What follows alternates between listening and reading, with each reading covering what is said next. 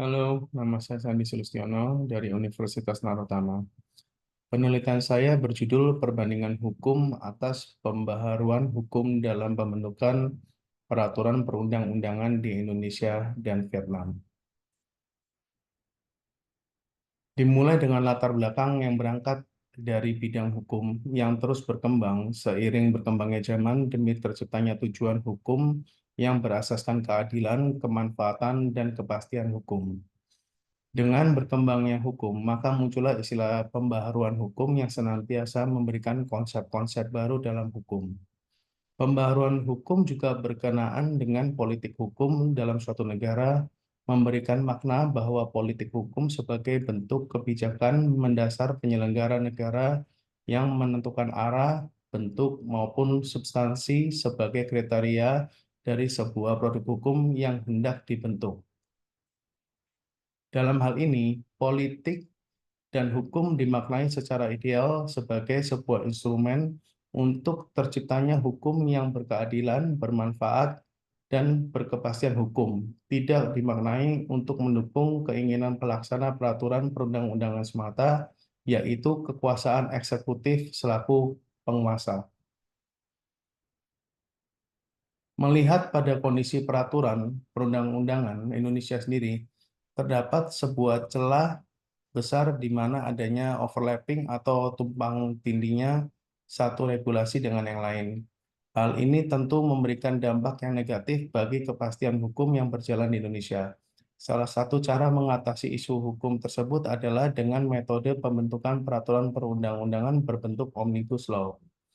Metode ini seringkali muncul dan digunakan oleh negara-negara yang menganut sistem hukum common law seperti Kanada dan Amerika Serikat. Salah satu negara anggota ASEAN yang juga menerapkan metode Omnibus Law dalam pembentukan peraturan perundang-undangan adalah Vietnam. Tumpang tindihnya peraturan perundang-undangan dan panjangnya proses legislasi untuk mengubah, merevisi, atau mengamandemen suatu peraturan perundang-undangan menjadi salah satu dasar metode Omnibus Law diadopsi dan diimplementasikan di Vietnam.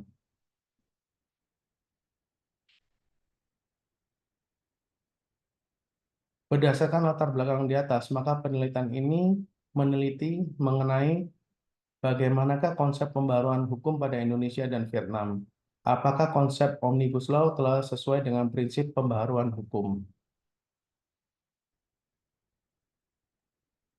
Penelitian hukum ini termasuk sebagai tipe penelitian normatif yang menggunakan pendekatan konseptual dan pendekatan perundang-undangan. Pendekatan perundang-undangan atau dikenal sebagai statute approach adalah suatu pendekatan yang secara umum digunakan dalam suatu penelitian normatif di mana pendekatan ini dilakukan dengan menelaah berbagai aturan hukum yang menjadi tema sekaligus fokus yang utama dari suatu penelitian. Lebih lanjut, pendekatan konseptual atau dikenal sebagai conceptual approach adalah pendekatan yang berlandaskan pada prinsip-prinsip dan doktrin-doktrin yang berkembang dalam suatu ilmu hukum. Tinjauan pustaka penelitian ini membahas mengenai konsep pembaruan hukum dan konsep Omnibus Law. Menurut Mokhtar Kusumaatmadja, hukum diharapkan agar berfungsi lebih daripada itu, yakni sebagai sarana pembaruan masyarakat atau law as tool of social engineering atau sarana pembangunan.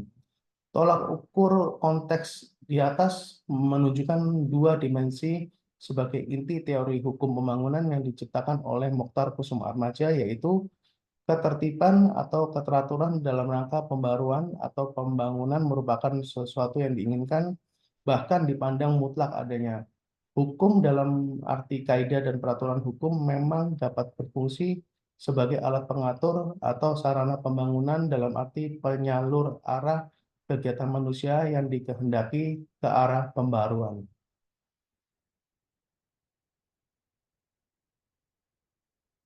Konsep Omnibus Law atau Omnibus Bill sering digunakan di negara menganut sistem common law seperti Amerika Serikat untuk dipergunakan dalam membuat sebuah regulasi. Regulasi dalam konsep ini adalah membuat satu undang-undang baru untuk mengamandemen beberapa undang-undang sekaligus. Omnibus Law dipakai sebagai jenis peraturan perundang-undangan yang sama dengan istilah payung, di mana payung sering dimaknai dengan induk dari undang-undang lainnya. Terdapat tiga keadaan yang disampaikan oleh Jim Lee S. Dick dalam mempraktekkan konsep Omnibus Law. Pertama, ketika secara langsung undang-undang yang diubah itu berkaitan.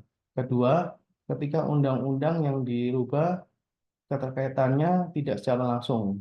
Ketiga, ketika undang-undang yang dirubah tidak memiliki keterkaitan namun dari segi prakteknya saling bersinggungan.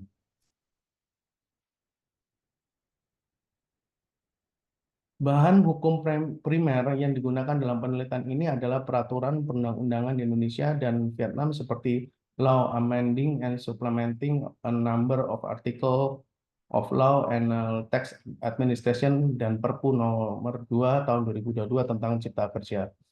Sedangkan bahan hukum sekunder yang digunakan dalam penelitian ini adalah buku, jurnal, serta pendapat para ahli yang memuat teori yang digunakan dalam penelitian ini.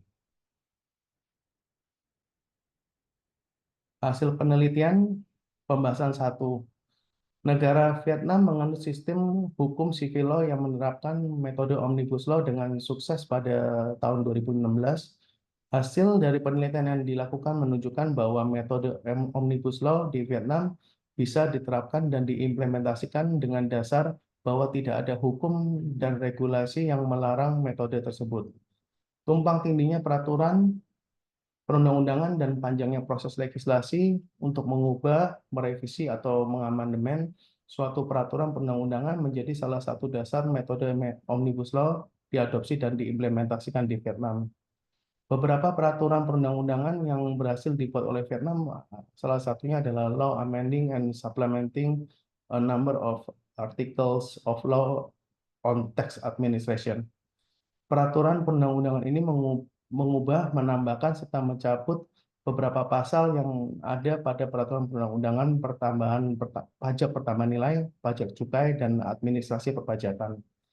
Tidak hanya mengubah peraturan perundang-undangan yang disebutkan sebelumnya, namun juga mengubah, menambahkan, serta mencabut sejumlah pasal di dalam peraturan perundang-undangan pajak penghasilan, badan usaha, pajak royalti, dan pajak ekspor-impor. Praktek metode Omnibus Law ini sudah banyak diadopsi dan diimplementasikan oleh beberapa negara yang menganut sistem civil law. Jadi sering berkembangnya zaman, metode Omnibus Law yang sering digunakan di negara yang bersistem hukum common law juga digunakan oleh negara-negara yang menganut sistem hukum civil law dengan dasar untuk mengatasi masalah peraturan perundang-undangan yang saling tumpang tindih seperti di Indonesia. Pembahasan kedua, Indonesia, negara yang menganut sistem hukum sivil law, juga mengadopsi dan mengimplementasi metode Omnibus Law dalam sistem pembentukan peraturan perundang-undangan. Konkretnya, metode Omnibus Law pada pembentukan peraturan perundang-undangan harus merujuk pada harmonisasi dan sinkronisasi hukum. Harmonisasi hukum melalui Omnibus Law bertujuan untuk menyelaraskan dan penyelesaian peraturan perundang-undangan yang hendak atau sedang disusun agar peraturan perundang-undangan yang dihasilkan sesuai prinsip-prinsip hukum dan peraturan perundang-undangan yang baik. Metode Omnibus Law memberikan penyatuan antara hukum dan ekonomi di mana pasal 33 ayat 4 Undang-Undang Dasar 45 bahwa perekonomian nasional diselenggarakan berdasarkan atas demokrasi ekonomi dengan prinsip kebersamaan, berkeadilan, berkelanjutan, serta kemandirian dan tidak merusak lingkungan hidup.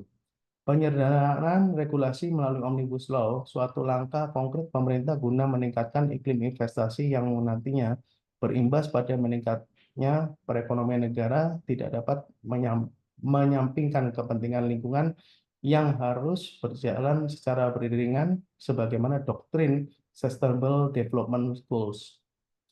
Konsep Omnibus Law ini dikategorikan dalam pembaruan hukum, reformasi hukum di Indonesia, sebab adanya Omnibus Law tidak sekadar mengubah, menumbuhkan, mengkoreksi, mereview, mengganti, atau menghapus sama sekali ketentuan kaidah dan asas hukum dalam hukum dan ketentuan peraturan perundang-undangan yang berlaku dalam suatu sistem hukum.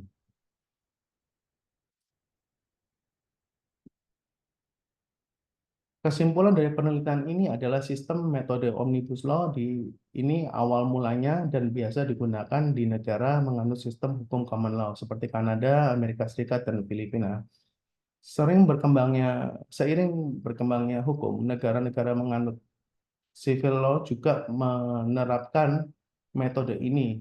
Contohnya adalah Vietnam yang diikuti oleh Indonesia. Di dalam undang-undang pembentukan peraturan perundang-undangan, pada saat UU Cipta Kerja ditetapkan, hanya mengenal asas the single subject rule, the one subject at the same act.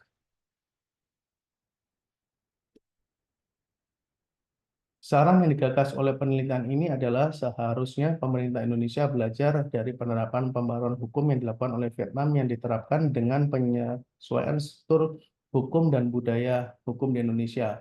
Dan seharusnya perubahan kedua terhadap Undang-Undang Nomor 12 Tahun 2011 terlebih dahulu direvisi sebelum Undang-Undang Cipta Kerja diterapkan. Bukan sebaliknya, setelah ada putusan dari Mahkamah Konstitusi, baru ditetapkan landasan hukum metode Omnibus Law. Hal tersebut mencederai hukum positif di Indonesia. Terima kasih.